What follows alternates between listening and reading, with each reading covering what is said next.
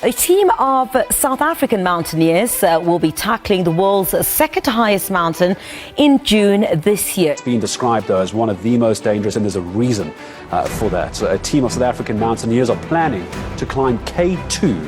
And the South African team of climbers attempting to summit K2 are packing their gear ahead of their 100-kilometer trek to base camp.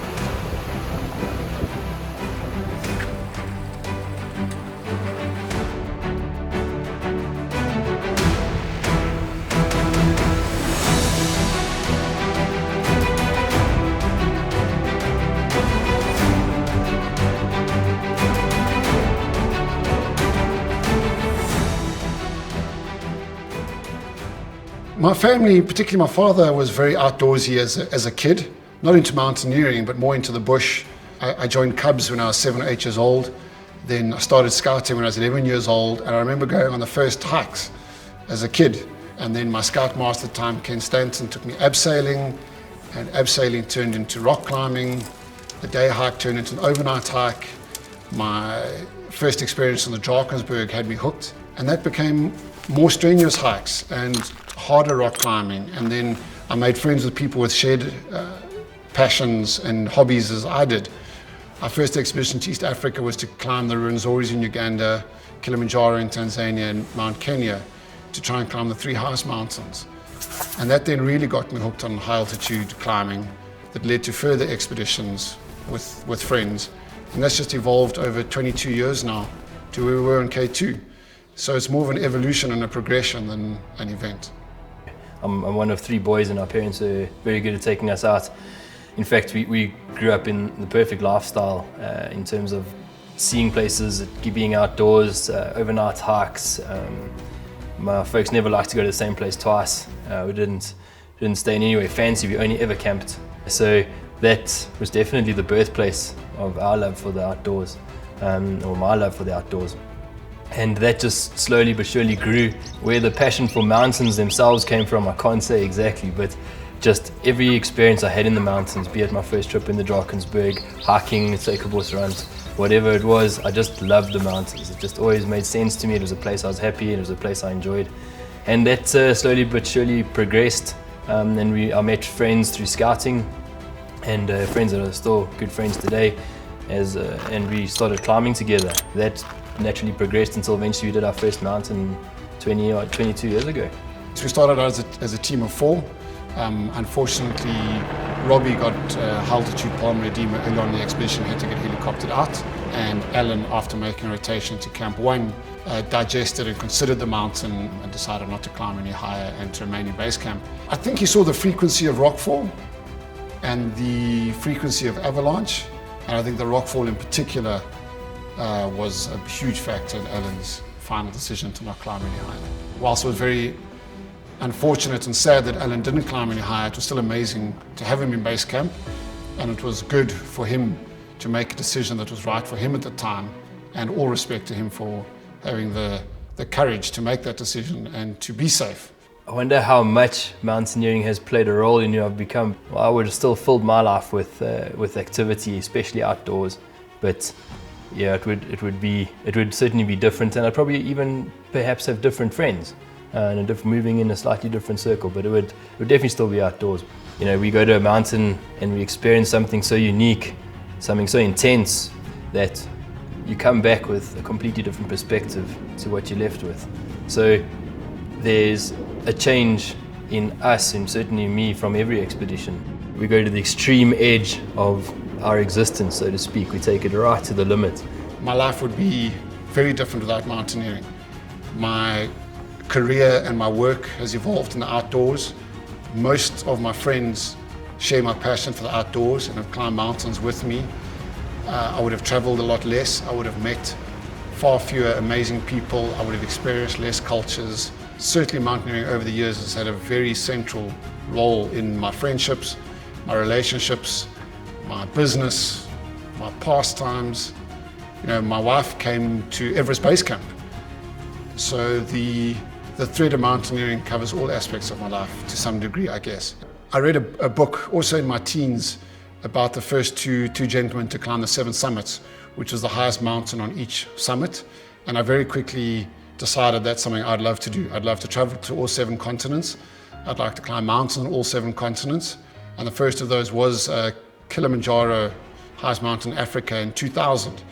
And that journey finished on Mount Vincent in Antarctica in January 2018. So that was an 18-year journey with a lot of other expeditions and a lot of other mountains thrown in the mix. So mountaineering in South Africa is a lesser known sport. We don't have the Alps, we don't have snow-capped mountains, we don't have glaciers, but we do have our Drakensberg, and that has to be one of the most majestic mountain ranges in the world, and some of my best mountain experiences have been just hiking around in the Drakensberg. But you know, when you're talking about getting to altitude and more extremes of mountaineering, South Africa is not really on the map. And for me, training is about just being as cardiovascularly fit as possible and making sure that that training is manifesting itself in a mental preparedness. That's probably 80% of what the training is about, is just being mentally ready, that you've prepared as best you can from a distance for the mountain. So we've just arrived at Concordia. We're surrounded by the Gasherbrums in the background there. It's Gasherbrum 4, all the way up to Broad Peak. But what's most important is it's our first view of KT. And that is the mountain we're off to climb. So we're about to walk up the valley to base camp. That summit is still 4 kilometers higher than us. But we're on our way up to base camp today and moving ever closer to the goal. So K2 was a mountain that I'd wanted to climb for as long as I can remember. My first book I bought on K2 when I was 17 years old, I still have it. And K2 for me was almost the culmination of mountaineering in my mind. It wasn't the highest, clearly Everest is higher. It wasn't the most technical, it wasn't the most dangerous, it wasn't the most snow or the most rock, it wasn't the most remote. But in my mind, it was the best combination of all of those factors. It was a bonus for us that it had never been climbed by a South African. It had been attempted by a number of South Africans, none of them had been fortunate enough to pull it off, and we were in a fortunate position that we could. And I guess that's something we'll always have. We were fortunate that K2 had a safe year. There was a short but very good window of weather to climb in. So I guess you could say that the stars aligned for us. We arrived fit and strong. We had good health for most of the expedition. We had good weather when it counted the most. But having said that, we also had bad weather in the expedition. You know, we sat in base camp for nearly 3 weeks waiting for weather. So it wasn't just fortuitous and luck. You know, we put in the time, we had the patience, we acclimatized when we could, and then waited for good weather. This is base camp, some of the Sherpa tents over there, Sherpa dining tent. There's our kitchen tent, one of the other teams we're sharing with. This is a bit of a beach chill area, obviously only when the weather's a little bit better. Pretty miserable today. Looking out over there, that's the shower tent, also too cold to shower at the moment. There's the puja area and some of the member sleeping tents. There was our dining tent. Quite a lot of snow around camp today. Hello, morning. Quite pretty, looking up the valley towards K2. It's very unique that we climb as a team, the same guys as a bunch of friends. So for us, we're lucky we've got the mates, we've got the banter in base camp. We've got at least the support of each other to keep ourselves motivated and pass the time. What are we drinking here, John Black? Johnny Walker Black. Johnny Walker Black, eh? Look at that. We've got Alan. He's just, we haven't even cheersed and he's sculling that. It's a savage. We've got Robbie with his little bit, and then the Benson. And thanks, John Black, for supplying us. Cheers. K2's constantly trying to kill you. There's stuff coming at you the whole time, and probably the most common danger was rockfall and avalanche.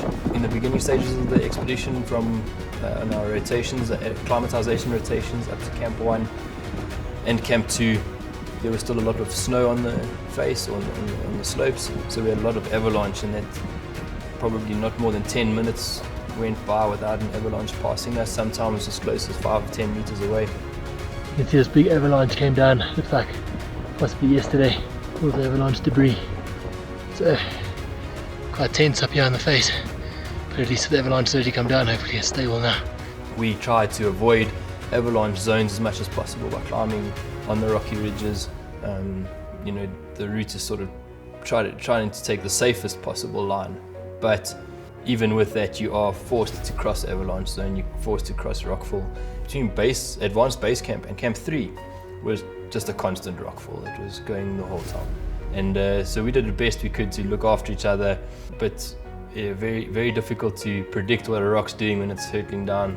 And some of them are traveling so fast that they're actually whistling as they spin through the air.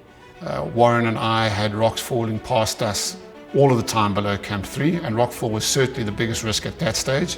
There was some avalanche danger on the way up to Camp 1. We saw a number of avalanches, most of them sort of 50 meters or so away. Some of them came as close as 3 or 4 meters. And then higher up the mountain, Camp 4 is particularly exposed to avalanche. And then you're also exposed to hypothermia, to exposure to the elements. And unfortunately, we saw someone who passed away between Camp 2 and 3 from exposure and from the cold. Warren and I were often warning each other of impending rockfalls, trying to spot them from a distance, trying to see them and avoid them. The irony was that Warren and I would often see the same rockfall, and the most dangerous ones are the ones that are landing just in front of you, because when you can see them passing over you or to your left or to your right, you know you're relatively safe, or if they're airborne. But when you see them landing right in front of you, you're not sure whether they're going to break up into multiple segments, or even if they're going to bounce left or right. And so Warren and I sometimes would see the same rock and move in different directions because you're uncertain which way it's going to go. So certainly the first couple of days and low down the mountain, rockfall was our single biggest danger. And then on summit day, which is renowned to be particularly dangerous, you've got a very high risk of serac fall coming off the sort of main serac and falling on you going up the bottleneck or across the traverse. So the serac is essentially a massive ice cliff. It's probably in the region of 30 or 40 stories high and maybe 600 meters wide. And unfortunately, the only way up K2 is to climb up directly below that. Above the bottleneck and above that section is a snow slope that's formed a very thick glacier, and that's sliding off the mountain. And as it gets to the cliff face, that is the bottleneck, and what we call the bottleneck and the traverse, the mountain gets a bit steeper there, and it actually just breaks off and falls. So as snow falls onto it, it's building up in the winter period or in the snowfall period, and then that also is loading it, pushing it down. Different glaciers move at different speeds. It probably moves 1 centimeter a year, so it's very, very slow, but you just have to be there at the time that one piece decides to break off. And it's massive. If you stand underneath it and you look up at it, it's extremely intimidating. As it hangs over you, this massive chunk of ice, and you're just there trying to get through it as quickly as you can. If it decides to go, it goes. The avalanche coming down. It's like quite right at the end of it, but it started in that glacier over the rocks, like a waterfall. You ever wonder how deep the crevasses are? You can't see the bottom. There comes John Black. Across the depths, the abyss. This is an avalanche debris. See, look in the bottom, there's some tents. There's a guy standing over there before the tent. And this is all avalanched since we came up a few hours ago. The danger of rockfall and avalanche is a day and night problem, although it is higher in the day because the mountain is thawing and warmer, so it's more likely that you'll have a rockfall or an avalanche during the day as it warms up. As a result, we would often leave camp very, very early in the morning to try and climb as far as we could at night when it's colder and more stable. So on all mountains we've climbed in the past, we always try and choose camps that are in as safe a location as possible, as removed as possible from icefall, avalanche, rockfall, etc., etc. The challenge with K2 is so steep. From the moment you leave advanced base camp, it's steep and it's uphill the whole way. So Camp 1 and Camp 2 in particular are as safe as one can hope for on K2, but still very exposed to rockfall. And we actually had 2 tents destroyed in Camp 1 from a rockfall. So when we were in our tents, we'd often still be hiding under our backpacks just in case there is any rockfall when you're in camp. And when we came down from the summit, we took a rest in Camp 1 and found quite a substantial rock in the tent with a big hole in the tent, exactly where we'd been sleeping a few days before. Camp 3 was probably the safest of all the camps. And then Camp 4, you were prone to avalanche and serac fall higher up the mountain. Hey everyone, so I just wanted to welcome you to Camp 3, that's base camp, down in the valley, and then Concordia and Broad Peak, and this behind me is base camp. Sorry, camp 3. Camps are a real challenge, because even with a few people on the mountain, even just pitching one tent in camp 1 and 2 particularly, camp 3 to a lesser extent, there's no camp, there's no ledge, there's no flat place. You're literally cutting a ledge into the side of the mountain, and you're trying to do that at 6,000, 7,000 meters in altitude, where you just don't have the physical ability to do it properly, or really the energy to cut a full-size tent platform. So you end up with half a tent pitched on the side of K2, which if you fall off from anywhere on that mountain, from the bottom to the top, if you fall anywhere, you're falling all the way to the bottom. There's very little chance of you stopping on the way down. It's just that steep. So cutting those camps into the mountains is a challenge, and the tent space, or the camp space, is very limited. The teams work together quite well to share tents, so we'll work on who's going up when, and try and leapfrog tents so that we're not having to pitch too many between the different teams. But it is a challenge, and those camps are very uncomfortable. There's no sleeping. Well, we certainly hardly slept. Sometimes 4 of us in a tent the size of a single bed, and the rest of the tent hanging off the edge. We tether our tent to the mountain so that if the tent does slide off, or for whatever reason goes over the edge, where at least it's still attached to some extent. Bodies of Pakistani mountaineer Ali Satbara, Iceland's John Snorri, and Chile's Juan Pablo Mohr have been found on the world's second highest mountain, K2. An Australian mountaineer and Canadian climber have both died while attempting to climb the world's second highest mountain. The exact numbers unknown, but we believe 4 or 5 people passed away on K2 while we were there. So we saw 2 corpses on K2. One was a gentleman by the name of John Snorri, who died during a winter ascent attempt in 2021. And he was just above the snow ramp on summit day. So we climbed past him. He was about 2 meters off the ropes. And again, it's a series of events and a tragedy that we had read extensively about. So I always knew the corpse was going to be there and that we would see John, but it was still very moving to see him in position exactly as he passed away sort of 18 months ago. And then on the way down, if I recall correctly, between Camp 3 and Camp 2, Warren and I were coming down the ropes, and we saw someone still attached to the rope, and it was hard to tell from a distance whether they were just stopped and resting or whether they were indeed deceased. But as we got closer to the corpse, we realized that the person had sadly passed away, and they'd actually passed away the day before that, because on our way up, there was no corpse, and on the way down, there was. And we only found out once we got back to base camp that that person had passed away from exposure and hypothermia. And again, it was a reminder of the danger. By that stage, we were descending the mountain, but it was a harsh reminder that we still needed to pay attention and still needed to get down safely. That over there is Broad Peak, another 8,000. We're at 8,000 meters now, so about the same height as it. And laid out there is the Karakoram mountain range. This is our high camp, Camp 4, at 8,000 meters. Like I said, not an easy place to be. But we're setting up. We'll leave at about midnight tonight, and we'll head all the way up underneath that Serac, across into the summit.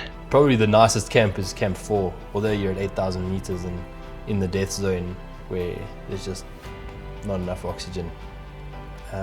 It's the most beautiful of the camps, and the views are absolutely amazing. We're higher, almost higher than everything around us. Broad Peak is just next to us, and we've got views as far as you can see. And the camp has a bit of space that you can walk around without fear of slipping off the mountain.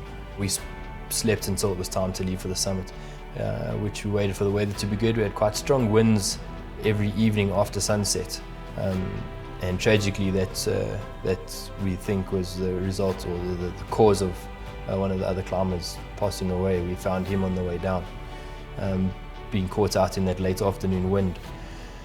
And the temperatures plummet. Of course, it's too dangerous to be outside in that. So as soon as the wind started to die down, I think we left for the summit at about 10 or 11 o'clock at night from Camp 4. So we spent a night in the death zone, but most of it was actually climbing towards the summit. We're on the way up to the summit of K2. We've got about 150 vertical meters left. There's John in front of me, and you can see behind me a line of people still coming up. We're going to start seeing the sun rising to the east. It's going to be a good day. So on summit day we had one particular moment that was definitely our closest call, and may it never be that close again. We had been through the bottle, up the bottleneck, through the traverse quite easily and efficiently, and we had passed one or two slightly slower climbers, and we had gotten one or two climbers between John and I, and we're going up a snow ramp, very deep snow, maybe waist deep at that point. It was still dark. We were still all climbing in headlamps. Unfortunately, there were a couple of slower climbers that got in between Warren and I, and there was a very slow climber ahead of me who was really struggling through the thick snow and very loose ice. And I'd recognized that the snow conditions were probably quite dangerous, and I was concerned about the security of our anchors. And I was wanting to try and climb past the person ahead of me, but it wasn't safe to overtake. And they were really floundering in the deep snow and ice. And as we were nearing the anchor for the fixed line, I noticed that, as expected, the guys who had placed the anchors obviously recognized the poor snow conditions and had placed two anchors, one of which I saw blow out the snow and come loose. And I knew, because I could feel from the tension on the rope, that there were a number of people on the rope below me and wait on the rope. And when you look down, you could look all the way back down to Camp 4, and you could see the headlamps of the people on the rope below me. And I knew that if the second anchor also popped, that we would all fall all the way down to Camp 4. And it was a terrifying moment, because there was very little I could do, because I couldn't get to the anchor because of this person ahead of me. And the snow conditions were such that it was very difficult to place another anchor. And I was starting to communicate with the people below me, because I think they were Spanish and language was a problem. And with the oxygen masks on and the wind and the cold, it was very difficult to try and communicate with people. But I knew that something had to be done. And I was shouting down to Warren for him to try and communicate to those around him to take their weight off the rope. Otherwise we were all going to fall off the mountain. Just by the way he said to me, Warren, this anchor's bad, I realized that we were in a big problem. And I had one person between him and between the two of us, and there were a couple, I could feel the weight on the rope, there were a couple of people behind on the same rope. John then managed to get himself to the anchor and started trying to sort it out. At the same time, I was trying to get everyone's weight off the rope. The problem is we're sitting on a 30-degree slope, like a 60-degree slope, with all this weight on the line, and people don't have anywhere to be. They can't just stand on the ledge. You're on the side of the mountain, in soft sugar snow with very little purchase. Both of us had the idea that we need to get off this rope, or we need to get this anchor sorted. Unfortunately, where I was, I couldn't do anything to help him.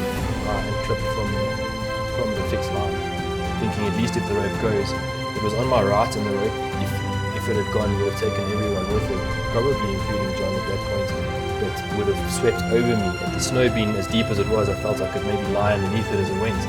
We managed to get most of the weight off the rope.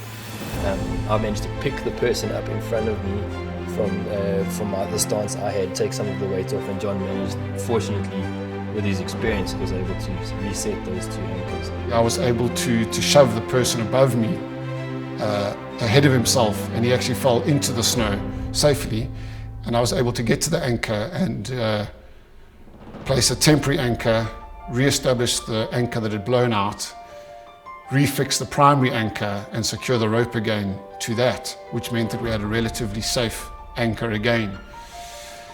So setting the anchors is pretty quick. They're basically sections of aluminium angle iron, so maybe a half a meter long, and the rope with a hole at the top we put the rope through. We just put that piece of steel or that piece of aluminium into the snow. But resetting them basically means you need the anchor to be free, and you just knocking it back in with your ice axe back into the snow, and hopefully finding some snow that's got a little bit more consistency that's going to hold it. Coming back down, we had to pass those anchors again. It was a sobering reminder of what we'd experienced earlier.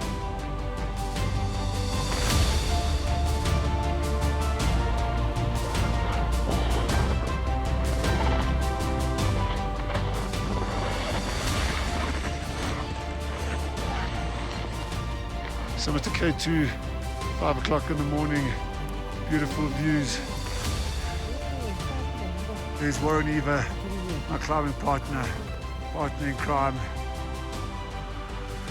Are you guys on the summit to K2? We're on the summit, bro. Now we're higher to climb.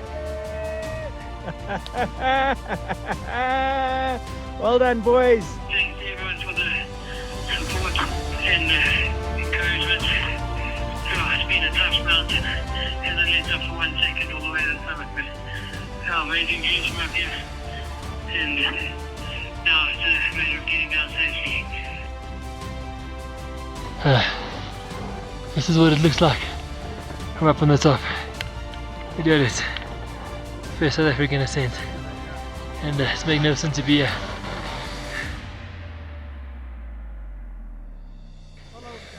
John and I just summited K2.